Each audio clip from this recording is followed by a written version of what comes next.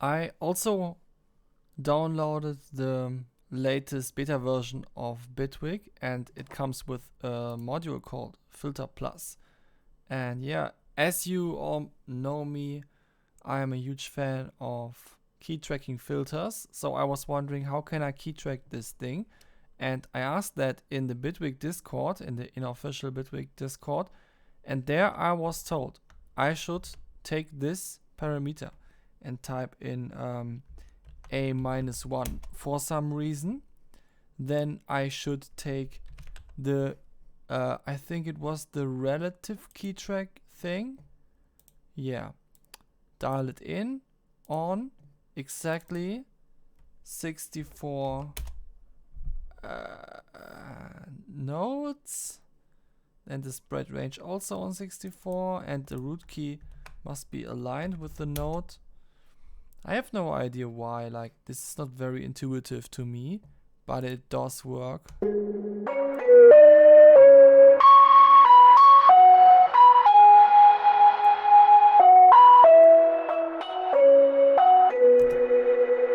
Now it sounds a little bit odd, but I think that's just because these are a lot of different filter types, and some of them are not designed to be totally clean.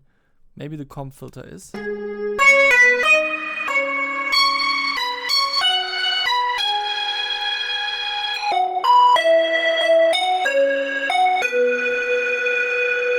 Yeah. So the comp filter, as you would expect, is just much tighter. I don't know. Rasp's also a pretty nice one.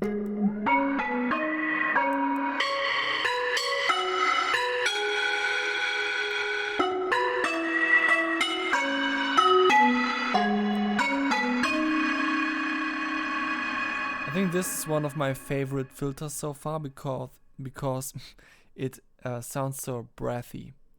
I don't know. Yeah, so I would definitely have a lot of fun key tracking these filters on my sounds. Sweet.